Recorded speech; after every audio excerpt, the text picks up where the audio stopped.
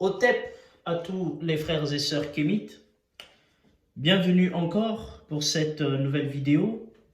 Aujourd'hui, nous parlerons des anges, un sujet très sensible parce que les sujets qui sont liés à la Bible, souvent pour les chrétiens, sont des sujets sensibles, on ne peut pas toucher, c'est la parole de Dieu, c'est voilà, la foi est une affaire personnelle et tout. Bon, ça c'est des faux fuyants pour moi. Moi, Moi, en tant qu'apprenti philosophe, je me dis que tous les sujets doivent être abordés. Voilà. Il n'y a pas de sujet tabou. Voilà. Donc, dans nos sociétés africaines, on a fait du sexe le sujet tabou, mais dans les sociétés occidentales, eh bien, ce n'est pas un sujet tabou. Donc, je ne vois pas un sujet qui serait plus privé que le sujet autour du sexe. Voilà. Parce que c'est une affaire qui se passe entre deux personnes. Et donc, là aussi, je ne vois pas pourquoi faire de la religion, de la Bible, du christianisme un sujet tabou. Alors qu'il y a des institutions bien organisées telles que des églises, des sectes et tout, où on suit une idéologie. À partir du moment où une action devient idéologique, bon, je ne vois pas comment est-ce que cette action peut rester privée. Voilà. Parce qu'il y a des gens qui sont là, comme des prêtres, des pasteurs, qui sont là pour alimenter l'espérance, la foi des gens, etc. Donc, ce n'est plus une affaire personnelle. Une affaire personnelle, c'est lorsque c'est-à-dire que il n'y a aucun courant, il n'y a aucun... Le christianisme est un courant. Voilà. Si en philosophie, on l'appellera euh, un courant, c'est un courant de pensée, un courant, voilà. Donc, voilà, moi, je n'en fais pas un sujet tabou. Donc, tant pis pour les chrétiens, mais nous, tous les sujets qui sont liés à la Bible, on les aborde. Alors, aujourd'hui, on aborde le sujet sur les anges. Qui sont les anges? Alors, l'acception du mot ange dans la Bible, traduit par angelos, qui signifie messager en grec. Ensuite, ange en français est le terme malakim, qui veut tout simplement dire euh, des individus en chair et en os, toujours et à chaque fois. Voilà, on le dit toujours. Voilà, quand on dit les Elohim, les anges, tout ça, c'était des êtres faits de chair et d'os. Voilà. Bon, les gens, on leur a fait comprendre que Elohim, c'est Dieu, machin. De toutes les façons, Elohim, c'est le pluriel. Le singulier de Elohim, c'est elle. Donc, vous allez l'entendre certainement dans nos réflexions. Donc, quand je parlerai de elle, c'est le singulier de Elohim, parce que Elohim veut dire plusieurs. Voilà. Et on a expliqué dans l'une des vidéos précédentes, si vous allez sur notre chaîne, vous trouverez tout un sujet sur Elohim, qui sont les Elohim, etc. Pour ne pas répéter les mêmes choses, ne pas être monotone, bon, on essaie d'avancer un peu. Donc ceux qui voudront avoir quelques idées sur ce que c'est que Elohim, ils parcourront nos vidéos pour se faire une idée. Mais précisons que ce sont les anges, précisons quand même que ce sont des individus dangereux. Voilà. Écoutez cette vidéo jusqu'à la fin avant de juger. Maintenant, vous allez vous confronter à la Bible. À la fin de la vidéo, nous donnerons des versets bibliques, puisque les chrétiens aiment se référer à la Bible. Ils iront lire eux-mêmes et voir comment on définit les anges, les archanges, les chérubins, les séraphins, etc. Donc, ayez la patience d'écouter. Voilà, c'est juste ce que on demande aux chrétiens. Alors, la théologie dogmatique définit les anges comme étant des créations purement spirituelles qu'on représente sous figure humaine avec des ailes et qui désignent tantôt un pur esprit intermédiaire entre Dieu et les hommes.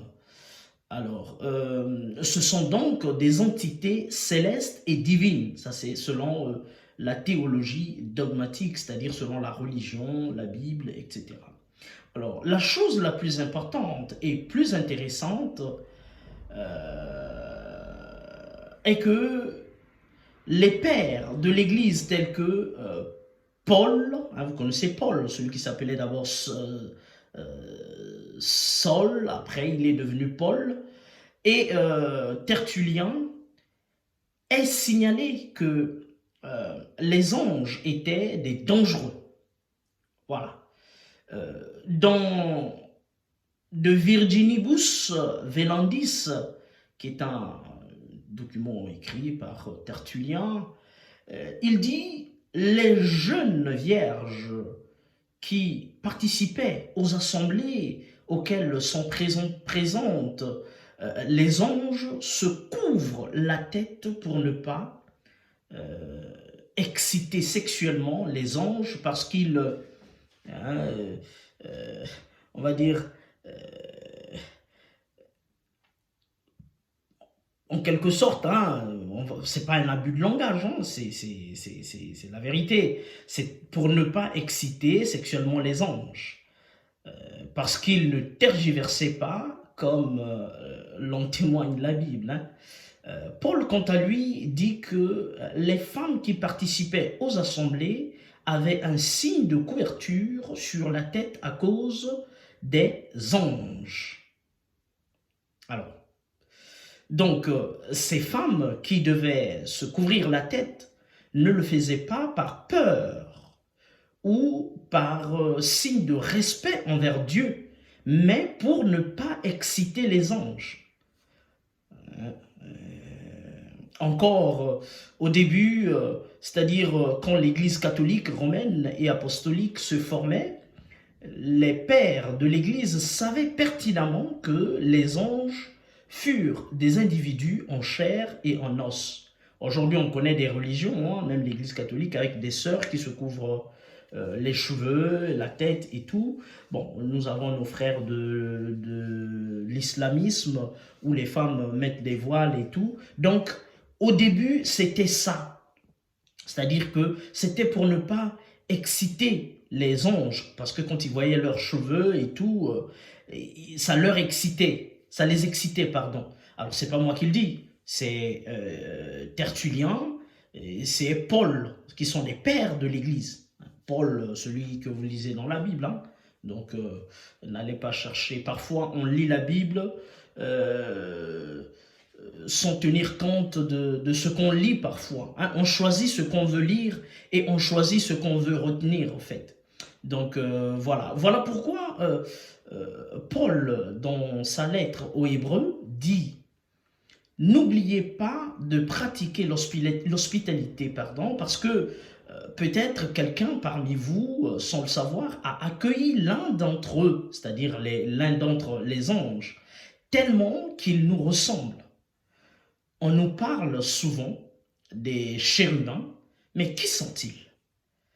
Qui sont les chérubins? On entend parler des chérubins à gauche, à droite, dans Ézéchiel, Roi, Isaïe, Chronique, par Samuel, etc. Mais qui sont les chérubins? C'est quoi? On nous a dépeint que les chérubins étaient, je ne sais pas moi, des entités célestes qui étaient là, des anges, voilà. Alors, qui sont véritablement les chérubins? Ce que je vais dire va paraître anodin, mais c'est dans la Bible. C'est dans la Bible. C'est-à-dire que quand vous lirez les caractéristiques que présentent les chérubins, les séraphins, vous comprendrez que ce que je dis a un peu de sens. D'ailleurs, ce n'est pas moi qui le dis, c'est Mauro Billino qui le dit. Alors, qui sont donc les chérubins? Alors, les chérubins, selon les descriptions énoncées dans la Bible, et chacun pourra tranquillement les lire, sont des robots, des machines volant monoplaces. C'est-à-dire qu'il n'y a qu'une seule place pour qui s'assoit à l'intérieur. Et s'il y a quelque part des entités spirituelles, nous voulons préciser que s'il y a quelque part des entités spirituelles qui existent comme messagers de Dieu, je ne sais pas, car ce n'est pas notre domaine de réflexion. Mais je parle ici des anges, entités décrites dans la Bible de manière claire. Donc, s'il existe des anges quelque part, en tout cas, nous ne savons rien parce que nous n'étudions pas nous n'étudions pas dans nous ne faisons pas des recherches dans ce domaine-là. Mais ce que nous décrivons, les anges dont nous parlons sont les anges décrits dans la Bible. Voilà. C'est-à-dire que nous restituons fidèlement ce qui est écrit. Voyez-vous, on n'invente rien. Ensuite, si ce qui est écrit dans le livre dit sacré concocte une montagne de stupidité, ben désolé, mais c'est ce que je vous raconte. Voilà. Donc moi, je lis, je restitue. Voilà, c'est tout. Dans la cour angélique, il y a une hiérarchie. Hein, selon la Bible, hein, il y a une certaine hiérarchie.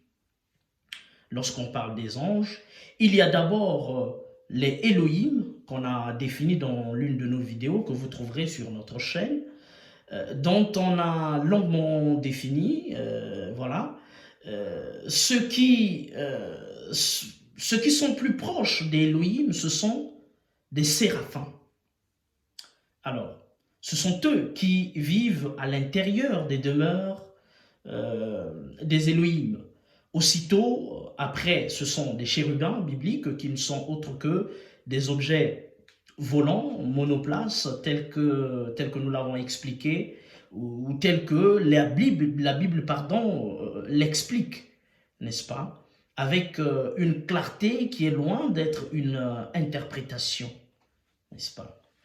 Dans ces machines où s'assoit comme sur un cheval, et Yahvé y voyageait tout en s'asseyant comme sur un cheval. C'est-à-dire que c'était des machines où tu entrais, tu t'asseyais comme on s'assoit sur un cheval. Et tu conduisais cet engin-là volant qui était alimenté. Voilà. Et donc, voilà. Ce que je dis est écrit noir sur blanc dans la Bible. En ce qui est des séraphins, ils étaient à l'intérieur de ces machines. Les séraphins étaient, vous allez comprendre pourquoi on le dit, étaient à l'intérieur de ces machines et produisaient un chant continu. Hein, ça, c'est ce qu'on nous dit dans la Bible. Seulement que la racine saraph en hébreu signifie produire de la chaleur, de la lumière. Qu'était-ce donc? Alors, c'était pour être proche même de la description de ces machines, c'était des centrales thermiques. Voilà pourquoi ils chantaient continuellement, parce qu'ils produisaient un bruit continu, parce qu'ils brûlaient lumière et chaleur pour les Elohim.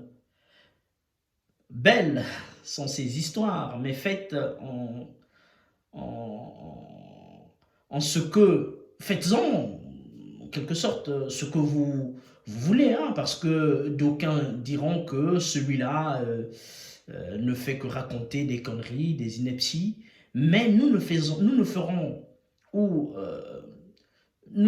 qu'une lecture littérale de la Bible pour, en quelque sorte, enfin comprendre les vrais messages de ce livre, car rien n'y est caché. Toute la vérité historique est là, et les chrétiens la lisent de manière conditionnée. C'est-à-dire que les chrétiens lisent la Bible de manière conditionnée. Ils arrivent déjà avec une fixation que c'est un livre sacré.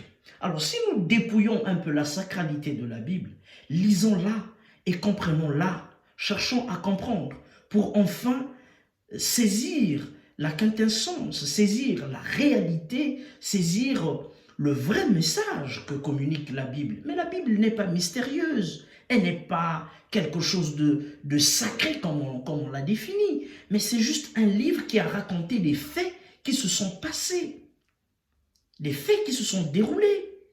C'est ça la Bible. En réalité, ce qui était considéré en dessous de ces entités-là que je venais de citer, ce sont des anges. C'est-à-dire que après les séraphins, les chérubins, venaient les anges, n'est-ce pas? C'est-à-dire les malakim. Les malakim, en hébreu, sont les contrôleurs et porteurs de messages, porteurs d'ordre, n'est-ce pas? Et donc là, on trouvera dans ces anges, on trouvera les archanges Gabriel, Michel, Raphaël, etc. Alors, par exemple, Gabriel fut le Gever d'un El. C'est-à-dire quoi? Celui qui exerce le pouvoir pour le compte d'un El. El, on a dit que c'était le singulier de Elohim. Ok? Elohim, c'est le pluriel, ça veut dire les dieux et tout, les commandants, ceux qui sont en haut. Voilà, c'est ce que ça veut dire Elohim. Vous trouverez dans l'une de nos vidéos sur notre chaîne. Donc, Gabriel, par exemple, était le messager. C'est quelqu'un qui agissait sous les ordres de Elle. Elle, on a dit que c'est le singulier de Elohim. Ce n'était pas le nom d'un individu, mais la fonction d'un officier élevé. Il avait des devoirs spéciaux. Par exemple, un Gabriel se présente à Daniel pour lui apporter des ordres venus du haut commandement. Un Gabriel est celui qui dicte le Coran. L'un des Gabriel est celui qui va visiter Marie et elle tombe enceinte par une simple visite, vous comprenez? C'est un ange qui visite Marie et paf, Marie tombe enceinte. Alors, il y a un autre Gabriel aussi a visité, le même Gabriel est allé visiter aussi Élisabeth, la maman de Jean-Baptiste, et cette dernière aussi est tombée enceinte. Mais rappelons-nous que quand les Elohim aussi visitaient les femmes, ces dernières tombaient toujours enceintes, par magie. Les femmes d'Abraham et Isaac, les chrétiens qui lisent la Bible comprennent de quoi je parle, voyez-vous. Donc, par magie, ces anges, ces êtres, ces entités spirituelles, divines, célestes, et les Elohim, quand ils visitaient les femmes tombaient enceintes. Voilà, curieusement. Bon, voilà. Vous ne voulez pas qu'on parle de ça. Voilà, c'est la réalité. Mais vous ne voulez pas qu'on en parle. Mais nous, on en parle. Si vous ne voulez pas écouter, bouchez vos oreilles. C'est la réalité, c'est écrit dans la Bible. Voilà. Donc, les chérubins font en quelque sorte leur apparition dès le premier livre de l'Ancien Testament et précisément au 4e chapitre de la Genèse. Genèse chapitre 3. Les chrétiens, vous qui aimez des références bibliques. Nous sommes au jardin d'Éden. Le serpent tentateur a amené, on va dire, a mené à bien son œuvre tentateur de déstabilisation. Il a convaincu Ève de manger le fameux fruit défendu et la violation de l'interdit a été consommée. Alors, à ce moment, Adam et Ève s'aperçoivent qu'ils sont nus. Elohim nommé Yahvé leur fournit donc des tuniques. Alors, ce que je dis, c'est écrit, on a donné un verset biblique. Et donc, un Elohim appelé Yahvé, parce qu'il y avait beaucoup d'Elohim, chacun avait un nom et tout. Et ici, le Elohim qu'on appelle Yahvé, que les gens pensent que c'est Dieu, le créateur de l'univers, l'omnipotent, l'omniscient, mais c'est faux, c'est pas lui. Et donc, cet Elohim nommé Yahvé leur fournit des tuniques de peau de peau, hein, de peau d'animaux, les habille et les éloigne de ce lieu que la Bible qualifie de protégé. C'est un lieu clos et protégé, situé dans un territoire nommé Éden. Les chasser ne suffit pas. Yahvé veut se montrer certain qu'ils ne pourront pas tenter de rentrer. Vous allez lire dans Genèse 3, 24. Ce verset nous dit que l'Éden avait un seul accès, probablement situé à l'est, qu'il était donc suffisant pour bloquer toute intrusion indésirable. Notons ici qu'il s'agit d'un événement concret survenu dans un lieu physique matériel. Ce passage, n'est-ce pas, nous révèle que Dieu a besoin de mettre des gardes pour empêcher l'accès, n'est-ce pas, du lieu dans lequel il réside. C'est hallucinant. Voilà qui est étonnant quand même, non? Si nous pensons à lui comme une entité spirituelle, omniscient, omnipotent, Dieu se trouvait dans l'obligation de garder matériellement l'accès. Donc le Dieu que nous connaissons, hein, quand on parle de Dieu, on dit toujours qu'on ne nie pas l'existence de Dieu. Mais le Dieu qu'on nous a décrit dans la Bible, celui qu'on appelle Yahvé, ce n'est pas le Dieu qui a créé le ciel et la terre. C'est des attributions qu'on a données à un Dieu. Mais ça, ce sont des histoires qui sont passées, qu'on nous a racontées dans la Bible. Donc, ce n'est pas le Dieu que vous allez prier à l'église matin, midi, soir. Ce n'est pas celui-là. Et les versets bibliques nous le disent clairement. C'est parce que nous voulons fermer les yeux et nous ne voulons pas affronter cette réalité-là. Donc, Dieu a besoin de mettre des gardiens pour empêcher Adam et Ève qui ont été chassés du jardin de revenir. C'est hallucinant. Il suffit qu'ils disent un mot et ils ne reviendront plus. Bon, bref. Alors, le premier livre des rois, chapitre 6, où Yahvé en personne a fourni les indications pour le bâtiment qui sera la demeure au sein du peuple d'Israël. Salomon fait réaliser et placer dans la partie la plus intérieure du temple 2 chérubins en olivier hauts d'environ 5 mètres. Bon, apparemment les chérubins c'était des anges, donc Dieu les a placés là, ils étaient hauts de 5 mètres environ, et les a placés à l'intérieur du temple pour je ne sais pas pourquoi. Bon. Alors, maintenant, je vais donner des indications, des passages bibliques que tout le monde pourra lire.